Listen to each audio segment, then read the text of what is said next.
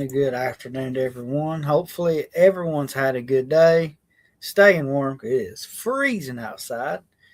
Let's see who we've got visiting with us tonight. Hello, Karen. It's so good to see you. Thanks so much for coming in. Rachel, it's so good to see you. Thanks so much for coming in. Appreciate it. Always good to see you. We'll let a few more come in here and give you an update on Miss Hope. We got a uh, good old story submitted by our awesome sister, Miss Betty Feliciano, and gonna read a story from our book we got. Uh, I'm gonna show you a present I got today for being such a good boy, working hard this last year. I'm gonna show you all that, and we'll just get in here and have a good old time. So, like I said, hopefully everybody's doing okay. It's been absolutely cold. It's cold outside today. Got up early, well, not early, but got out at 9 o'clock this morning because we had a 10 o'clock appointment with our accountant. Got all that stuff figured out and went got some groceries, and Autumn got her a pair of shoes, and went and got myself a welcome in, May. So good to see you. Thanks so much for coming in. Went and got myself one of those pole saws to do some tree trimming. Come home and worked 2 or 3 hours on trimming a tree. I got bit by a dog while doing that, but I'll be all right. Didn't hurt too bad. Just got a little scratch place on the back of my leg. Looks worse than it really is, but anywho, we got that done today, and see who we got in the house. Let's see. Welcome in, Miss Jackie. Thank you so much for coming in. So good to see you. Thank you so much. Appreciate it. And Miss Niecy, so good to see you. Thanks so much for coming in. Really appreciate it. Hopefully everybody is staying warm tonight. I wanted to show y'all this present. I worked hard all year, and every year about this time. Oh, welcome in, Miss Betty. It's good to see you. Thanks so much for coming in. Daryl, it's good to see you. Thanks so much for coming in. But every year this time of year, where I work at, if you don't take your vacation time, they pay you out anything over 80 hours. And I had almost 100 hours of vacation time paid out, and I've used some of that to kind of treat myself a little bit. One thing I needed, absolutely needed, uh, our trees. I got one out here right on the road by the mailbox, and it's been getting out in the road. And let's see. Welcome in, Edith. So good to see you. Thanks so much for coming in. And the school buses and stuff's been having trouble getting through, and the trash man. So I bought one of those pole saws.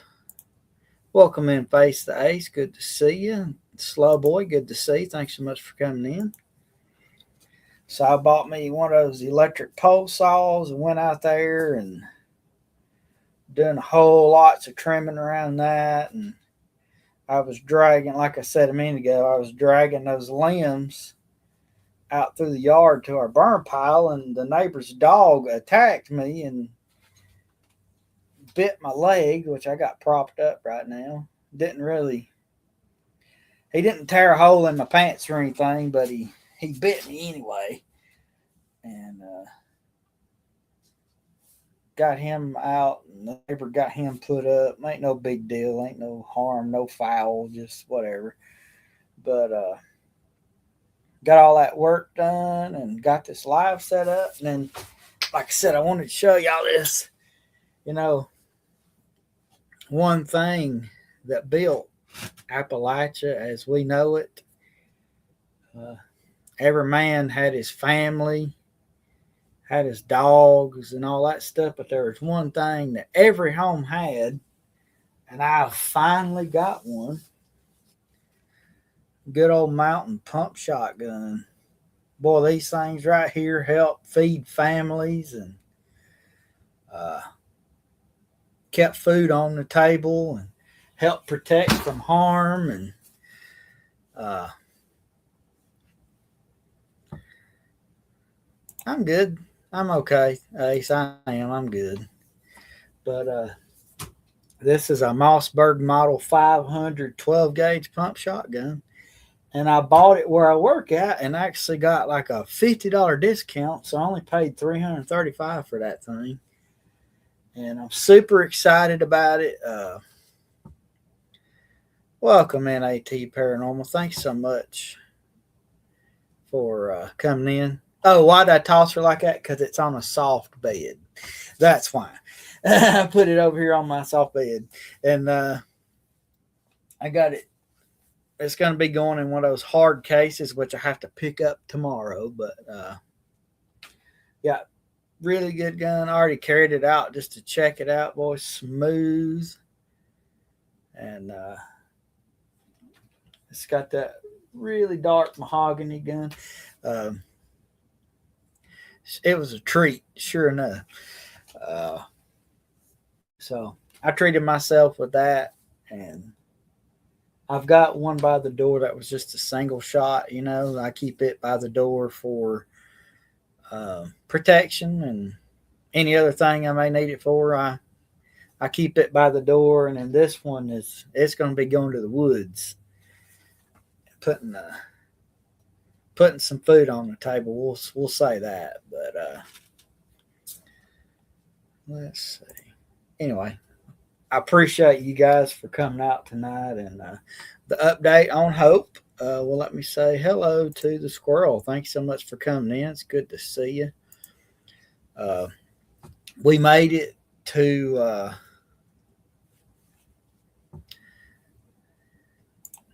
I've been around these ever since I was little. So yes, definitely safe around them. Yeah, thank you. I love it too. But update on Hope. We finally got her to the doctor. I think she's seen like 7 doctors. Like our appointment was like 3 hours long. We just had doctor after doctor, but everybody had good things to say. Her A1C, we had a little change over the last 3 months. It just went from 6.8 to 7.1. They were still perfectly okay with that. Just one week a month, we have to adjust her insulin just a little bit. Other than that, we're good. Everything's perfect. She's in great health. All her numbers were good. They were very pleased. So we can't ask for better than that. We had a safe trip down there, safe trip back. Got to go to Sam's and load up on our basic stuff. I always go to Sam's and get paper towels and toilet paper and all that good stuff. Cheaper that way. We got to go do that and spend a little time together. Got to go eat at a little Chinese buffet after, and just had a good time. Made a day of fun out of it.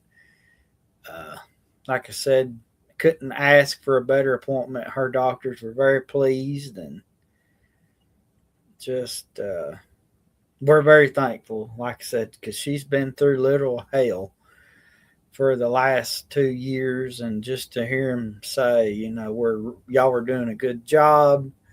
All her numbers are great. We're pleased, and us, just like Nisi said right here, we couldn't thank him more than just to have her healthy, and it's such a blessing.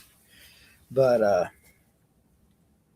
I guess since we got all these updates out of the way, let me get off the screen, and we'll get into what our story about. As y'all saw in the title, it was a viewer submitted story of a Bigfoot sighting that takes place in Missouri, and our very own, where is she? Miss Betty Feliciano submitted the story, and I'd like to say a special thank you to her for submitting it. We really appreciate it. Always appreciate you guys when y'all trust us enough to share your stories. So, with that, let's get into this. It starts with this happened to me back in 2007. I had moved to a small town named Warrenton, Missouri, and had bought a house in a small, quiet neighborhood.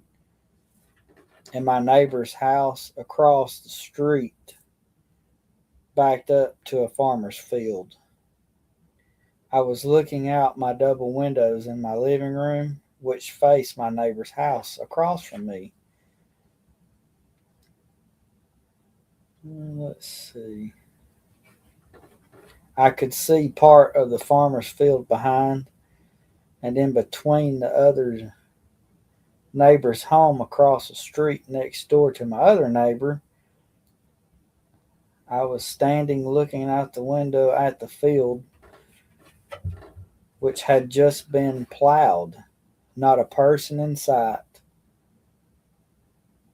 when all out of a sudden I saw a movement coming from behind the first neighbor's home to my left. At first glance, I thought it was a farmer walking through the field. But then, as I looked closer, I saw a big, furry man. Nope, it was a Bigfoot. I stared in stunned silence and watched it walk from one side of the field to behind the other neighbor's house, and he was gone. And I watched and I saw he was at least 7 to 8 feet tall with reddish brown fur and was walking with two arms swinging back and forth, taking huge strides. He never looked around, just kept looking straight ahead and then disappeared behind the house. I must have stood there for 10 to 15 minutes more, trying to wrap my head around what I saw. At first, I thought maybe I imagined it, but I know truthfully that I saw it and it was real. After standing there looking out the window, I thought I better tell my neighbors what I saw. Then I thought that wasn't a good idea because no one would believe me. So after all these years, I've only told a few trusted friends about it, even though it has been so long ago. I can still close my eyes and see him walking. What a story. I couldn't imagine what would be going through her head.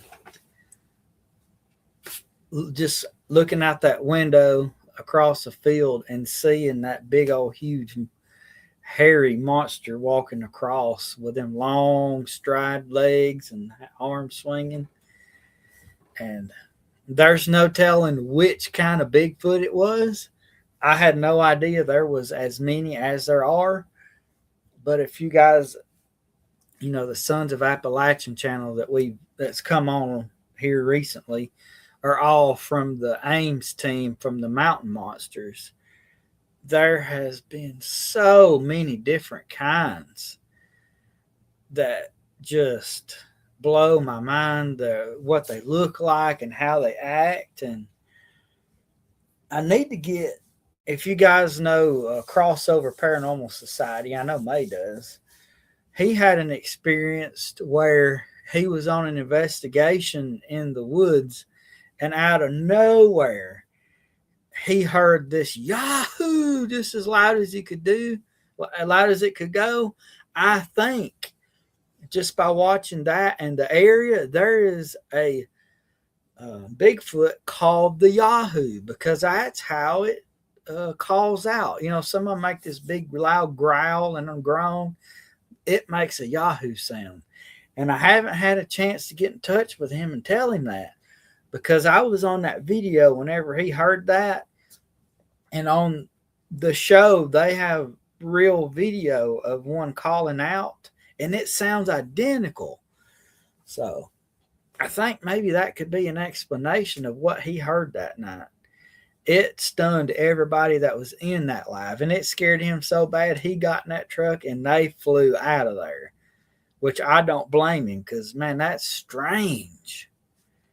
So I'm going to have to, if I can ever get off of work in time to catch a live, I would love to get in there and jump in and just see what he says about it and let him listen, because I know you can go online and type in Yahoo and hear the sound. It's identical. So, some people say Bigfoot doesn't exist, and it may not. I'm just always open, because there's been way too many people having experiences for it to be fake. You never know. So, again, thank you, Miss Betty, for sharing that with us. That was so awesome. Like I said, I couldn't imagine what it felt like being there witnessing that, but we do appreciate it. Yeah, I believe there are different types too. Yeah, and it's based off of where they're from. Some in mountainous regions or in caves, and some where it's flat land with forests or in trees. It's all based on their environment and all those different things. So I'm going to get me off of here again, and we are going to read a story entitled "Why I Don't Go into the Hospital Morgues Anymore." So let's sit back and see what this one's about. All right. Working so closely with the dead lead to you to believe that the afterlife isn't so frightening. But what about when you're reminded that the dead can still affect the living? This location is a hospital morgue. During the dead shift, the atmosphere is a chilling stillness. It says, my profession revolves around funeral care, so I guess it's no surprise I have a story just like this. I work for a company that handles the transportation of bodies from the place of passing to the funeral home for preparation and storage.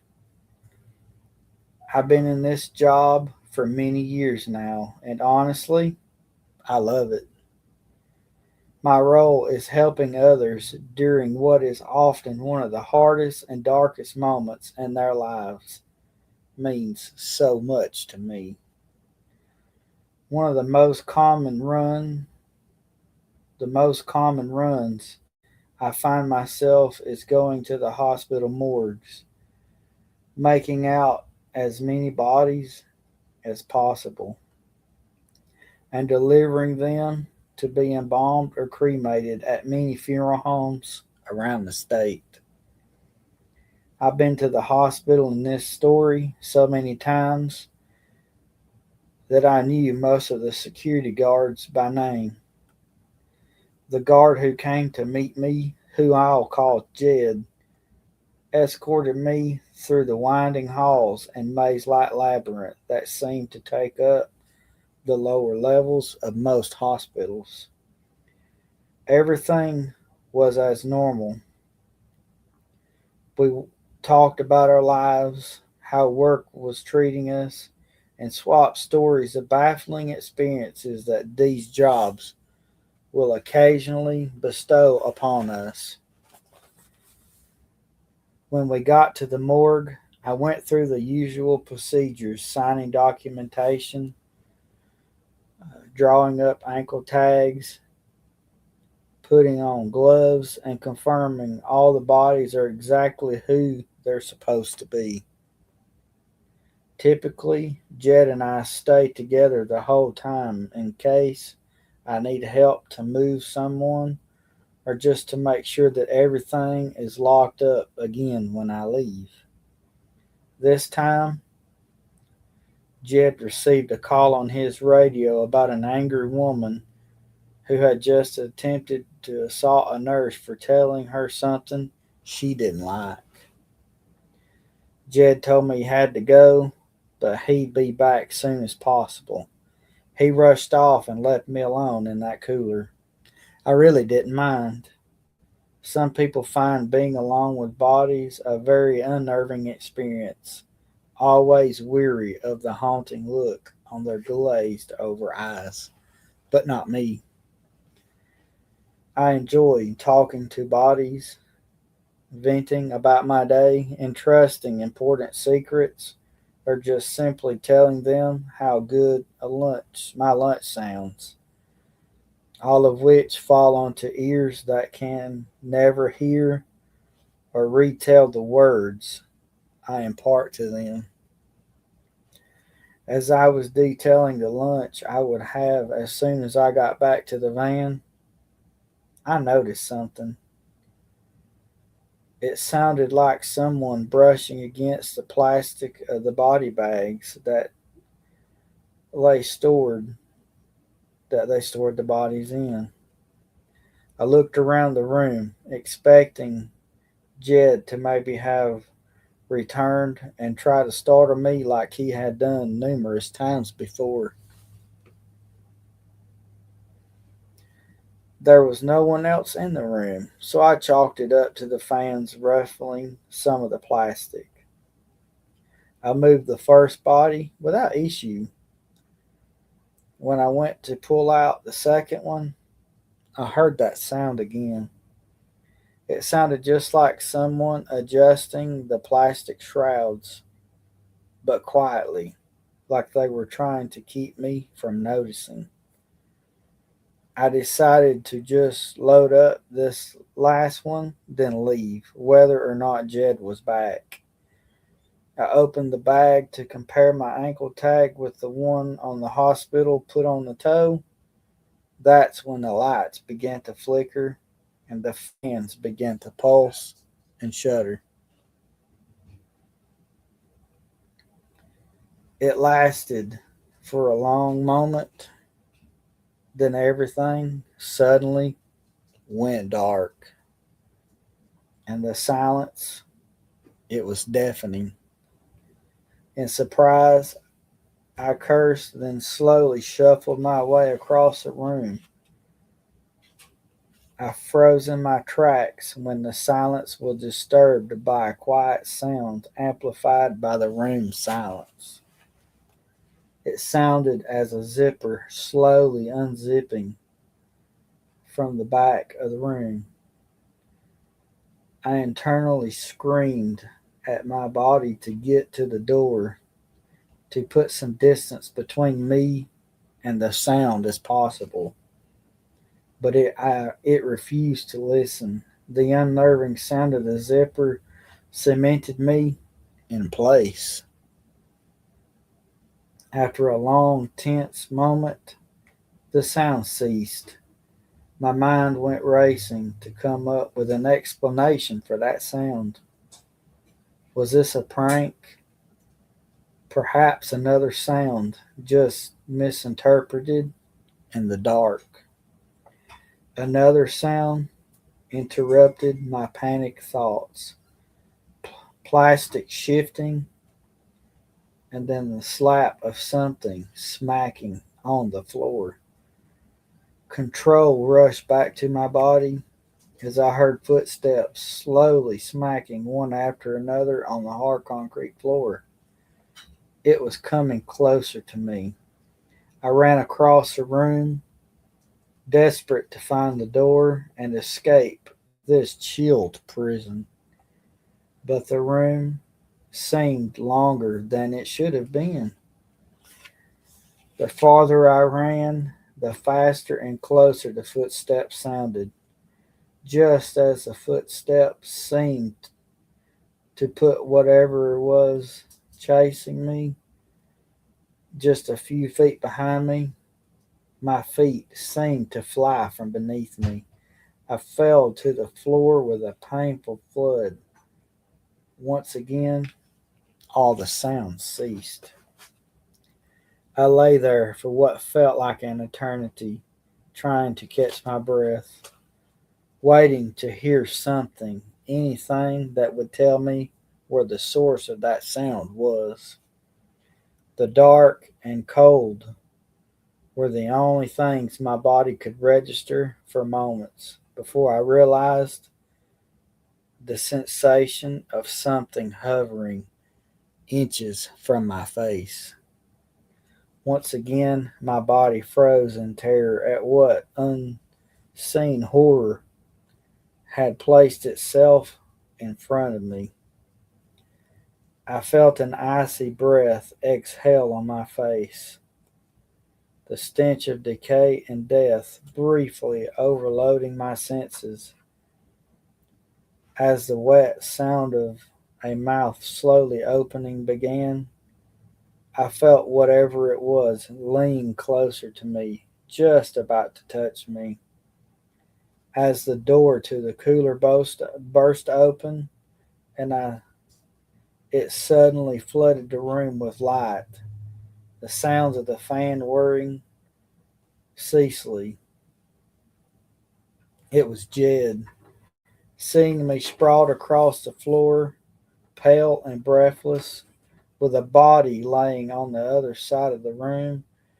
Jed gave me a look of alarm and he asked if everything was okay. I told him I had just tripped and fell as I was coming out to get him to help me pick up a body that had accidentally dropped. He laughed at me as we picked up and returned the fallen body to a crypt table. I loaded up my last body and bolted out and away from that hospital.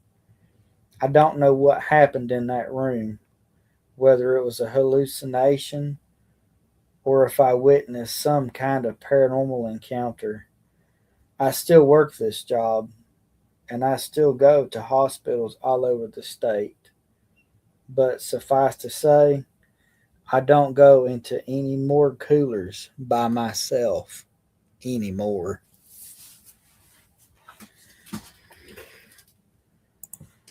Wow. That experience right there, I don't even know what to say about that. I think I'd have to need some new clothes or something after that because no way. There is no way that I would ever go to a morgue, especially by myself, knowing there's bodies in there. I might go to an abandoned one maybe for some investigation or something, but there is no way I'm going in there knowing bodies are in there. That is the creepiest thing I've ever heard in my life. So, wow. That just, That, man. What a good story. And whoever shared that, man,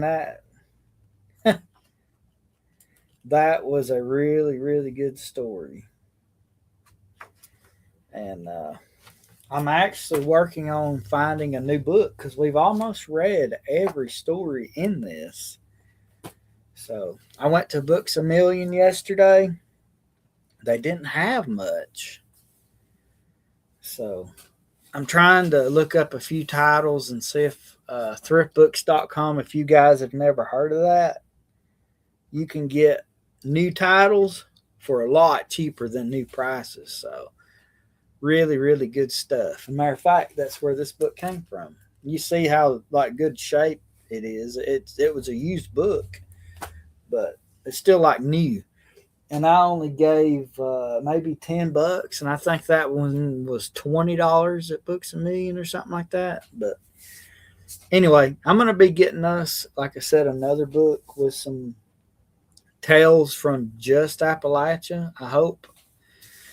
I'm in search of one. If you guys have seen anything and have any ideas, I'll take some suggestions. But like I said, I'm in the midst of trying to find us another one or two, something that we can, like I said, get some stories from. But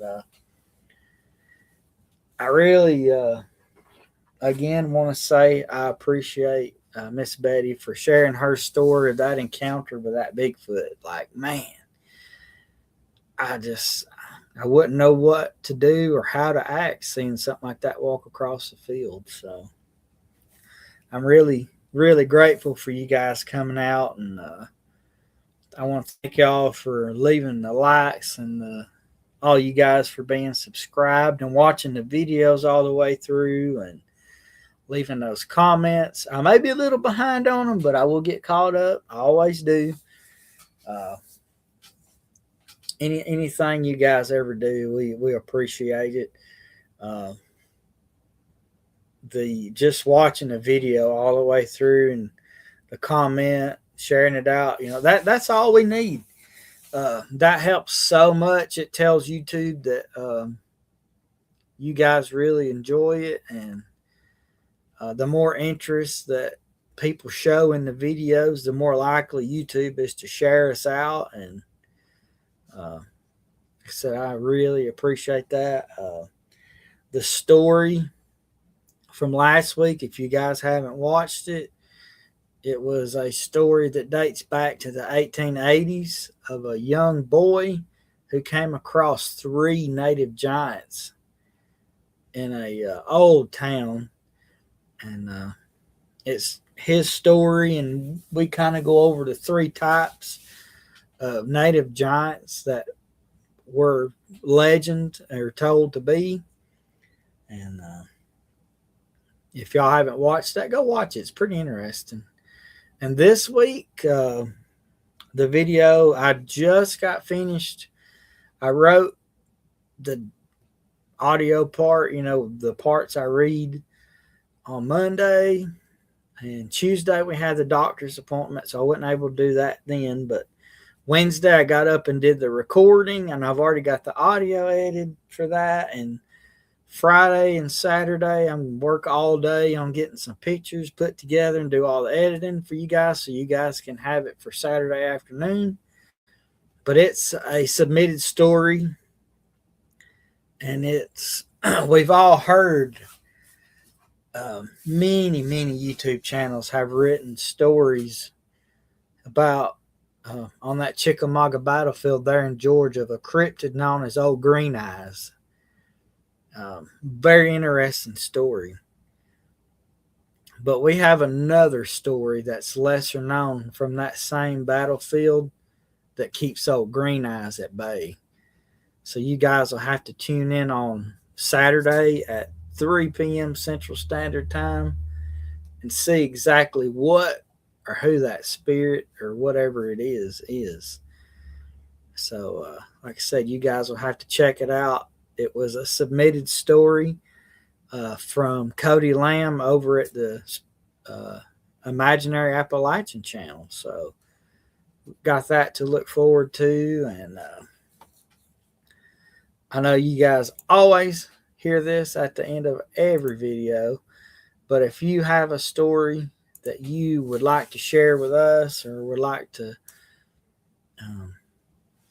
share with everybody, and or question or prayer request, anything like that, this email's for that. It's MyersTalesOfAppalachia@gmail.com. Feel free to use it.